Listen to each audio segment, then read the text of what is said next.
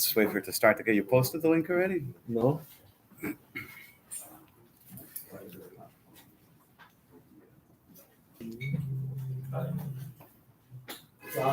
It's on, yeah. Get it?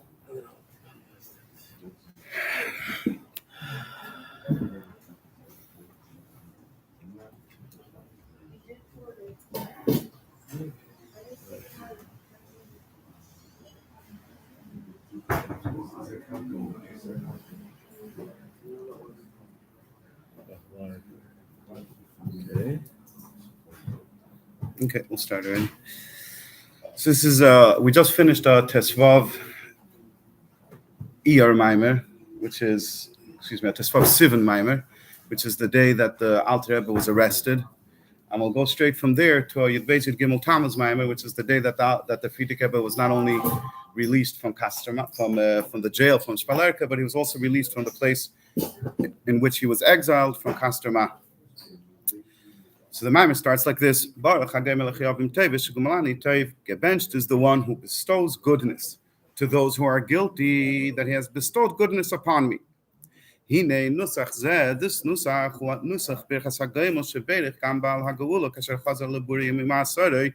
This is also the nusach that the Frierdiker Rebbe benched when he returned back to his strength, back to his home. Leningrad, Petersburg, after being imprisoned in a very hard and difficult and life-threatening imprisonment, and then he returned home freed, and the Gzeira was bottled. So this is the bracha that the Frierdiker Rebbe made. The Gam Amaraz Maimer B'Dibra Maschazeh B'Yud Gimel Tammuz Beis Hashana, and on that occasion, on that day, he said a Maimer, and the Maimer started with this Dibra Maschal of the bracha Baruch Hagmoel L'Chiyavim Tevis Shkumalani Tev. You're supposed to make the bracha anyway. That's right. And he said, why is that? I mean, saying and he said a Maimer. Okay, so you added the Maimer to it, but the bracha had no shekels to the. Why is calling it the Maimer? Why is calling the Maimer? Let me understand. Why is there mentioned here? Why is there ever mentioning that the Frierdiker Rebbe started his Maimer with this Dibra Maschal? You have to say it anyway. So it's a lot. Right. I don't know. But that's what the Frierdiker Rebbe did, and the Rebbe had, I guess it's al Koch in their talk. It's like reliving the day. The Rebbe was there. It's like reliving the day. So the Rebbe is telling us that the Frierdiker Rebbe's Maimer started with this nusach. Either way, this Maimer is based in the beginning, at least on that Maimer. And the Frierdiker Rebbe in his Maimer, the Frierdiker Rebbe asks this question: Why is the nusach of this bracha different from the bracha that you make on a nes? If a person had a nes, there's many different types of nisim that can happen to a person. It could be in a car accident and be saved. There's a whole, who knows how many different types of nisim that can occur to a person, and he has to make a bracha. It's called birkas hanes, and the bracha of the nes is birkas hanes. I mean, baruch shasali nes. The nusach is that gebenched is the one who has performed a nes, a miracle for me. A baruch shasal nes b'makom hazeh. Or if the person is in the place where the nes happens, so you say the gebenched is the one who made me who performed a miracle for me in this place. And over here, in the case of somebody who's freed from prison, right? It's a person who's in prison and is freed, or a person who's not feeling well and is healed, or a person who traverses through a desert, or what's the fourth one? Yeah. A yam, a person who travels over the sea, goes out in a ship over the sea, the yam agadol. So they have to make this. So this is a specific bracha for those four people, and the nusach of the bracha is different. You don't say that the Eibster performed a nes for me. It's a ganze lange drasha. Baruch Hagmoel l'chayavim tevis shkumalani tev. Gamedait ba'amayma, and the Frierdiker Rebbe asks, Masha makdimin bebracha zuas halashim geimer l'chayavim tevis. Why in this bracha do we say that the Eibster performed a nes for somebody who is guilty? The person is putting himself in the category of people who are guilty. Everybody knows that the Rebbe had a big koch in only speaking in a positive lashon, not a beis hachelim, a beis refuah, not a beis hakvaros, but a beis hachayim. There's many examples, and the Rebbe spoke about it many times. And over here, the Rebbe is asking a question: Vasar taught us that when you're making a bracha, that the Eibster just did a nes for you, and saved you from a very dangerous situation. So you mentioned that I'm be'etzem guilty, that I'm not good. Let's just say I'm not good. Lama machnis atzmai b'hasug shel chayavim. You may have tried to answer. The reason is shatam shemaske kan chayvel atzmai umshum shani hasiya senes atzma mechicha shebderech teva lo yachol lagia latzalazum. That it's like a lomdish answer. That why am I making why am I mentioning that I'm a chayiv? Because the mere fact that I needed a nes, that al pi teva chas v'shalom a person was supposed to be harmed, or even worse than harmed, killed, and and the only way that he was able to get out of this situation was by a nes l'mayla miderech hateva. So this is clearly a proof that the person is a chayiv, that the person is in the category of those who are guilty. And that's why the nusach of the bracha is that even though I am in such a category, as is evident by the events of my life, by what just happened to me, so therefore, so that's why the bracha was said by the chachamim in that nusach. The eidzes, and furthermore, it's known that when a nes is performed for a person, his merits, the reward that he would have received for the good deeds that he performed in this world, he's going to get in Elam Haba. It's deducted from that cheshbon. You use your mileage points. Absolutely. You want to get from here to there, you have to use your mileage. And this idea itself, the fact that that his schuyas were deducted, is an inin of chayva. If that's the cheshbon, then we should have been obligated to mention this idea of a chayv, of a guilt, also when it comes to any nes that happens to a person. When it comes to birkas anisim stam, we don't mention any inin of chayva. And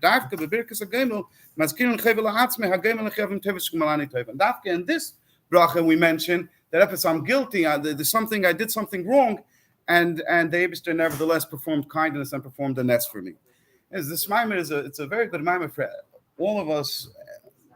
Whoever is in this category of people who are struggling with their aveda and unsegeit, and we feel like we're not getting to where we're supposed to get, and could be very frustrating, and you want to know what's going to be. So this is a maimer for anybody who fits into that category.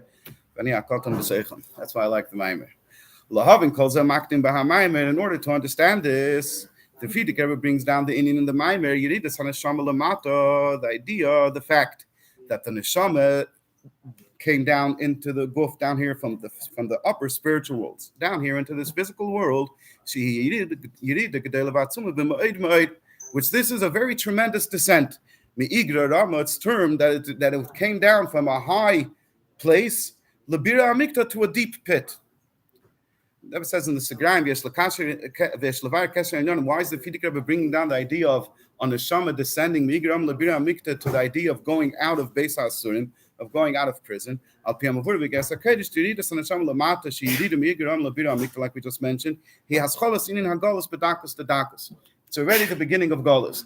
If there's a situation that on the Shama came from the Elam Esruchniim, a place where Elikus is Begilu, a place where there are no klippas, and there are no hagbalas, or at least there aren't hagbalas gashmias, on how much the neshama can understand and grasp elikus, and it came down into this physical world, even if it didn't do anything wrong, it just finds itself in this physical world. That's already the beginning of an idea of galus, because now already a situation was created where the person, because of the limitations of the physical world, can actually end up in galus. So it's already the beginning in a very subtle way of the idea of galus. And therefore, this descent is also the idea of being imprisoned. The descent from the place of the neshama l'mayla all the way down to the pit of this world is a much greater descent than when a person who's already in the physical world moves from a place of freedom within the galus of the physical world into a place of galus within the galus of the physical world. So over there, we're changing a situation which is in essence already a limited and a goalistic situation, and but the person goes from a subtle one to an explicit one. However, the yerida of the neshama from a place of holiness and purity down into this world is a much greater descent. The Rebbe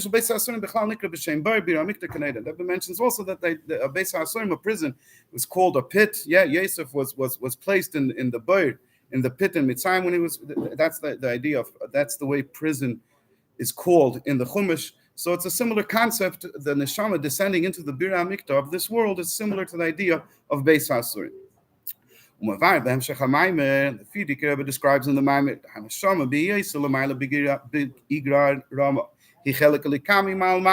what was the situation of the neshama when it was up in the Olam Yisrael? Over there, it's a chelek elikami mal mamish. It is a part of the Eibishter, literally. And the world in which it finds itself is in a world of Getlichkeit. In other words, in 2 points. From the neshama itself, what is it? It's a chelek elikami mal mamish. And what's the place that it finds itself? It finds itself in a world of Getlichkeit. Like the Navi says, he's swearing in the name of the Eibishter who he used to stand before. What's this? Asher Amatati in the Lashon of past, because the neshama, the Navi is now a human being in this world. His neshama is down in the body. Asher Amatati, that in the past I stood before the Eibishter before my neshama came down into my body. Then it was standing mamish before the Eibishter. And it came down into this world when it was standing before the Eibishter in the Elam Yisrael of Elikus Vasagasam Gedolim Ma'od. Over there, it had a great comprehension in Getlichkeit and in the Eibishter. Why? Even the Hasaga, even the comprehension the Malachim have in the Eibishter, we'll skip the brackets, 3 lines. Even the Hasaga that the Malachim have in the Eibishter, in the Elam Yisrael, Gedolim Midas HaGalgalim, that is already greater than the Hasaga, than the knowledge that the Galgalim have in this world. What's the Galgalim? So we learned in Rambam recently that this world is the material of this world, the physicality of this world. There's different levels and how materialistic, how chumrious, how coarse it is. And the more coarse it is, the less it is able to comprehend the Eibishter. In other words, when we think of Seichel, we think Seichel is our Seichel. And it is a ruchnistic azach, but our seichel is defined, is very much defined by the chumristic guf, that is our guf, and the chumristic world in which we live in. In other words, even though seichel is a ruchnistic thing, but since the seichel is connected to a chumristic azach, so the seichel becomes very limited by that. It can only understand things through the lens of the physical world that is its reality. You can't understand sichlim that are in a different world that you're not a part of. Every seichel that you understand is based upon, on a very fundamental level, on your world and your experience and your reality. So, the more physical you are, the more coarse you are, the more limited your seichel is. So the Rambam describes, I think in general, it's 3 madregas. There's the people who are here, made out of the Daled Yisodis, and they are the most chumrius, and therefore their seichel, their hasaga, their das is the most limited, is the most defined by Gashmias, and therefore limited by Gashmias. And then you have the seichel of the Kechavim, which are the planets, which their chemer, the material of the planets, is a more refined chemer. It's not as coarse as the chemer down here on Earth. And then above that, you have the Galgalim. These are the spheres, the invisible spheres. It's like a ball or circles, if you want, you could call them, that the planets are hung in, and the planets circle within them. So those spheres are even more ruchnius. Those spheres are even not more ruchnius, but a more refined type of gashmius, a more refined type of chumrius. And since they are less chumri, since they're less materialistic, so therefore they can understand even more. At Kitzer, what the Rebbe is saying over here is that the less something is coarse, the more it can comprehend. And the most refined, the least coarse type of material that exists in the world is the material of the Galgalim. That's why we can't even see the Galgalim. That's why they're invisible. We can't even see them. You can't feel them. You can't smell them. They're not tangible in a Gashmistic way. And therefore, the das of these Galgalim is much greater than the das of people and even than that of planets. However, much higher than that is the day of the Malachim, because the Malachim are not defined by Gashmis at all. They're a guf, they're a tzura b'lei chemer. They're ruchni. So they're much higher. However, as high as the das of the malachim is v'koshkem v'kavachem and hasagas and neshamis, how much more so the hasaga of the neshamis, which is even shegdela me hasagas malachim, which is even greater than the hasaga of the malachim.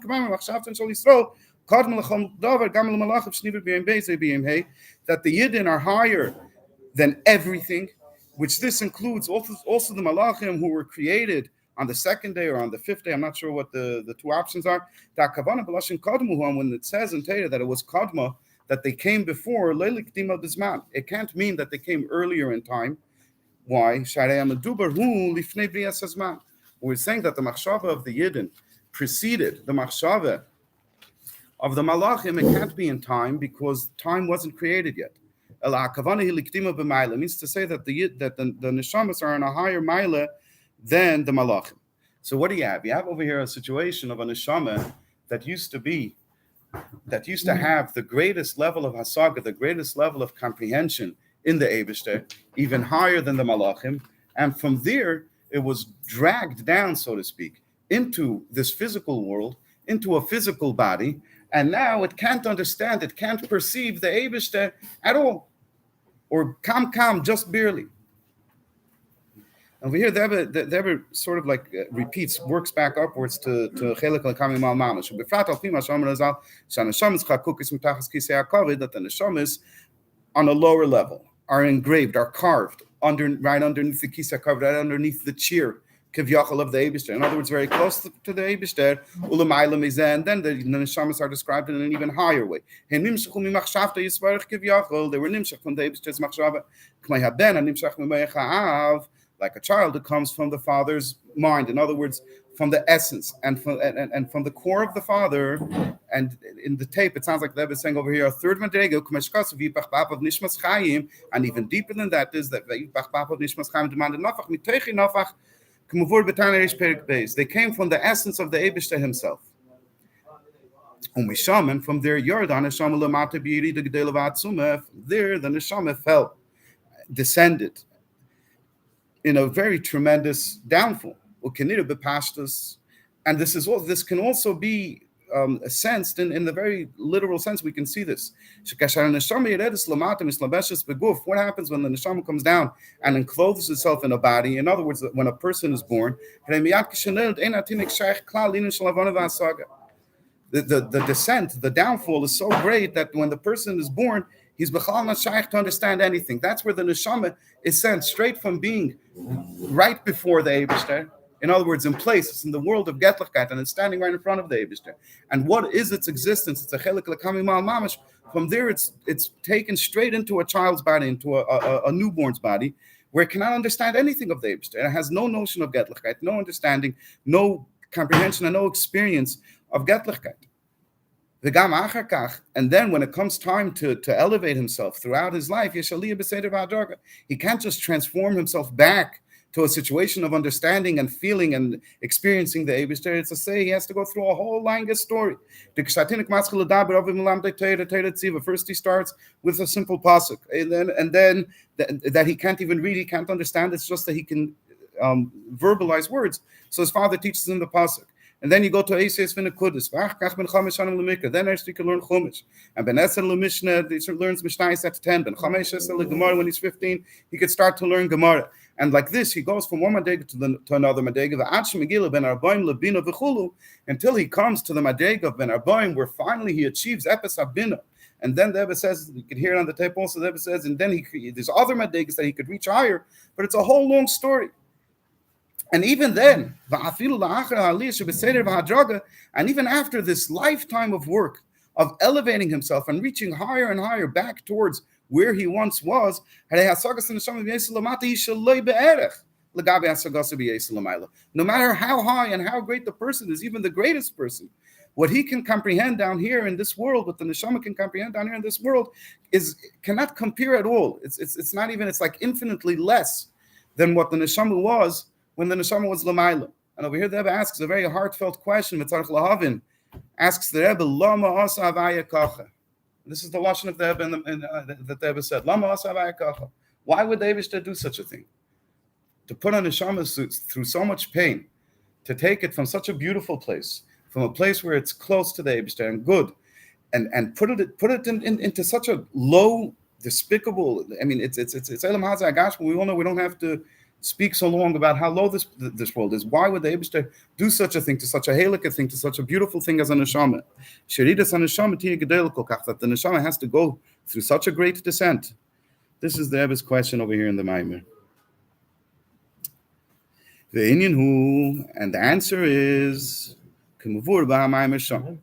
Like the Frierdiker Rebbe explains in the Maimer, shahayirida hitzayre chaliyah. The reason why the Eibishter did this to the neshama is so that the neshama should be able to actually reach a higher level than it was before it ever came down into this world. And for that, the pain is worth it. In order so that the neshama should be able to reach higher than it was when it was standing right before the Eibishter, before it ever came down into the body, it's worth it to go through the pain of living in this world so that it should be able to reach higher. In order that the neshama should be able to reach a higher place through its aveda, compared to the place from which it came from. If you're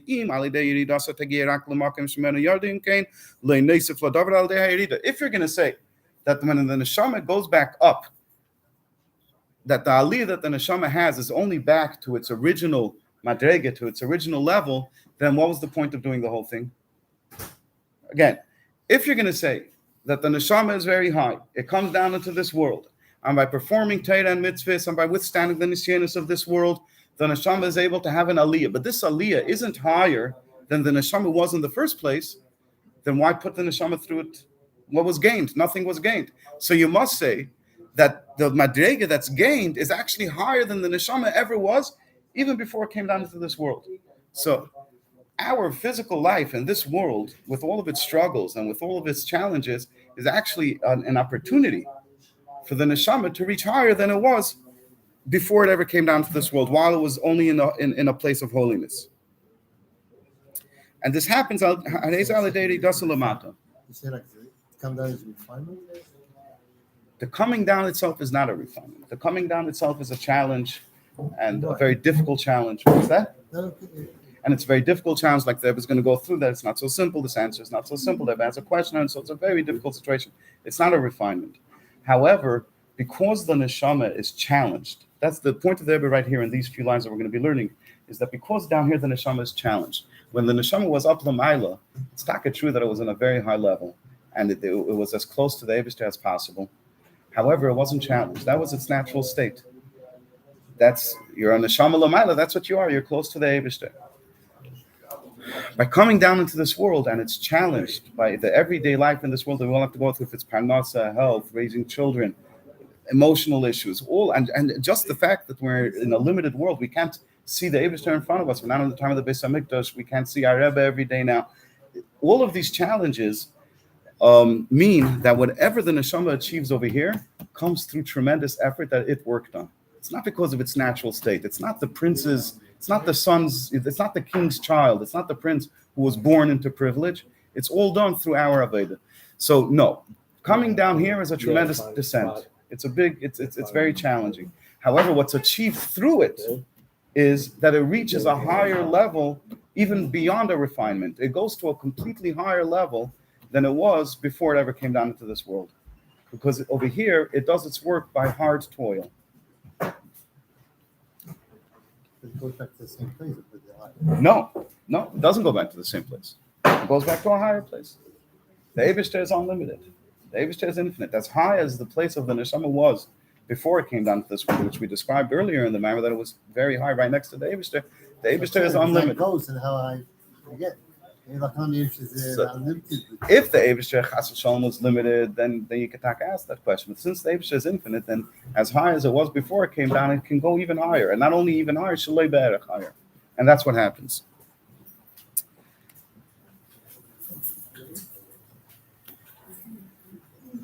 So the Rebbe wants to understand, why is it that when the neshama comes down into this world, it has to go through so many challenges?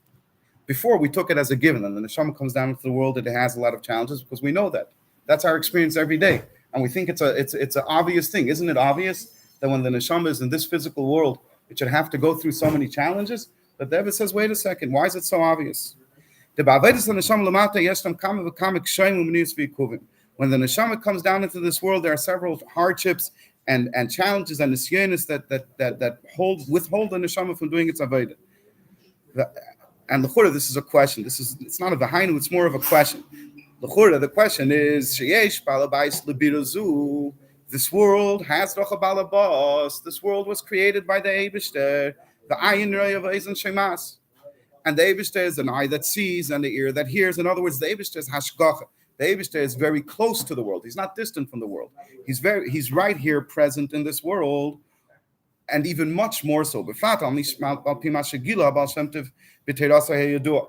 to what the Baal Shem Tov was Megala in his famous Torah that the Alter Rebbe starts Sharichut V'Emunah with. We had this in Tanya not too long ago. Shakadosh Baruch Hu Mahaves Ha'olam B'chol Rega V'Rega Me'ayin Ve'efes HaMuchlut Mamash K'Bepam HaRishona.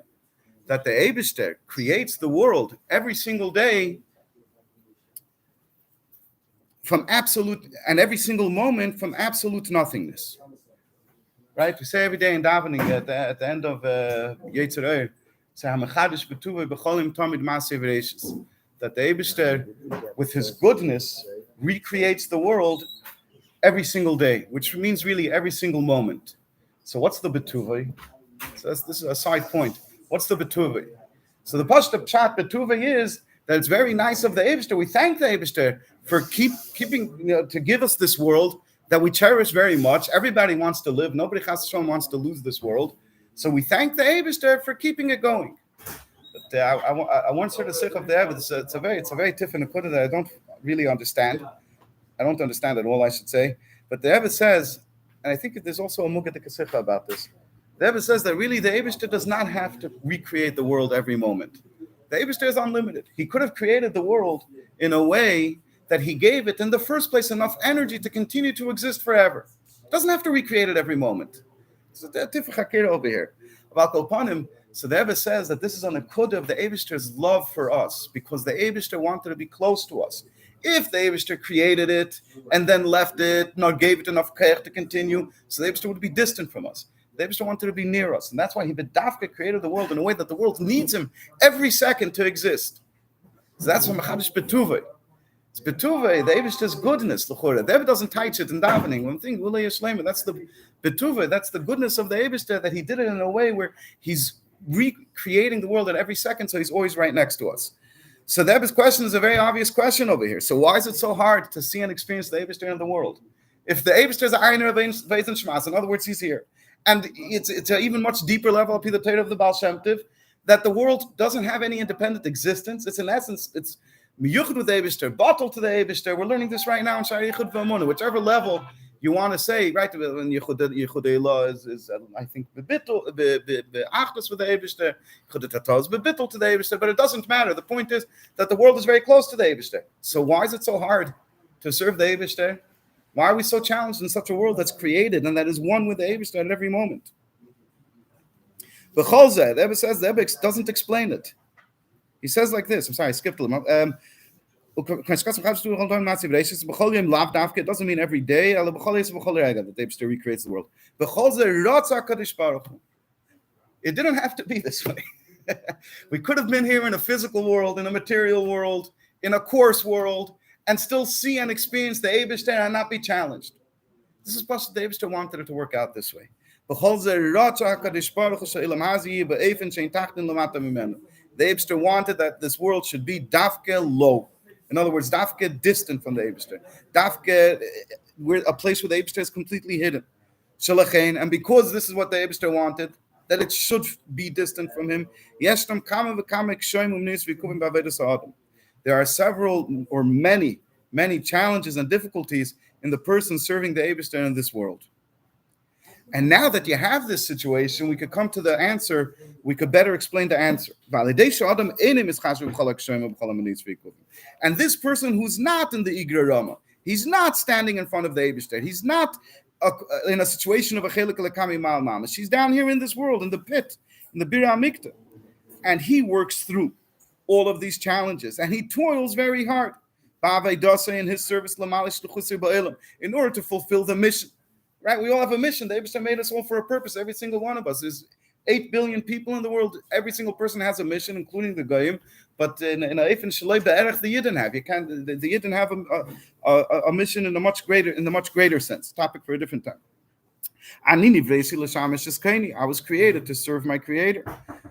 Every single one of us. The Eivid Avedasei Ba'amal V'Yagia, and because the Eibishter throws him challenges, one person could be in health, another person could be in parnasa, another person could be just in emotional unhealth, etc. And therefore, he has to work very hard. Every minyan, every shir, every chitas, every mitzvah, every tzedakah, every kind word to another yid, it all comes, you have to work hard on it. A person was created to work hard, to toil. So because it was done through all of this hardship, now it gets a reward. And through and its reward for all of this hard work is that it comes to a much greater aliyah than it ever was in its natural state. As it's known, so again, a separate topic, that the light that comes from within the darkness is much greater. This doesn't only mean that light, that after you turn on the light in a dark room, you appreciate the light much more than you appreciated if the light was on the whole time. The light itself is of a greater quality. And so too, chachma, wisdom that comes from foolishness, from sichlis, is much greater than chachma stam. Like it says in Gemara, in accordance with how much pain a person goes through, that's how much he's rewarded. Right? This is something that's a very simple thing. The harder a person works, and it's something that we see. First, just the greater the reward, which we can understand in a very simple sense, right? In jobs, the harder the job is, the more risk the job is. A miner gets paid more than a construction worker. They're both working in heat. They're both working very hard, but the miner also has an element of danger. The mine can collapse, chas v'shalom. And the harder the work is, the more the person is paid. And so too, in Ruchnius, the harder the work is when a neshama is working down here in this world. It's incomparably harder than when it was standing before the Eibishter. So therefore, it's rewarded in a much greater way than when it was down there. Okay, so that's the answer. That's why Lama Asa Hashem Kacha. Why would the Eibishter do such a thing to a neshama? The Eibishter did such a thing to the neshama in order to bring it to an even higher level, and it has to be worth it. So this new height that the neshama is going to reach must be be'ein arech greater than the level at which the neshama was before. And what does the person have to do? As soon as the person is born, he starts with this process of elevating himself. First, he must come to somebody else to lift him up and to elevate him. His educator or his counselor, or his father, his mother, who educate him and guide him. And then he starts learning Torah from his teacher. And then he becomes an independent learner. And like this, he goes from strength to strength. And he even, I'm pretty sure the Rebbe also says in the Maimon that he even comes to a situation where he actually starts helping others. He not only elevates himself in his own avodah, he even reaches the level where he starts helping others. And this is the story how it's supposed to be. The Rebbe has a big question. This is an introduction for next year. The Rebbe has a big question. It's not always the way it turns out. The way it turns out. So we had a powerful question, a seemingly satisfying answer, but if we look at ourselves, so I'm not going to include anybody with me, but some of us this might resonate with us, that it's not always the way it works out. The story doesn't always turn out like this. And we come down into this world and we're up as a Superman, whatever the Eibishter asks us, we go and we run and we do and we overcome. Sick and doesn't have money and there's no food in the fridge and the kid just got thrown out of school and the other kid is not getting along with his friends, etc. And he's sitting with full kind. He took care of all the problems. 11 o'clock at night, he sits down to learn as a first Amud Gemara, then he learns a Maimer Bein, and then Chitas Rambam. Well, the story is usually, in the best case, he falls asleep after such a day on his couch, with the Rambam. And then the next day, he has an even harder day because now he has 2 days of Rambam to catch up. So it doesn't always work out like this, and that's the Rebbe's question. Okay. To be continued, Be'ezus Hashem. You do as a start like this. Achos?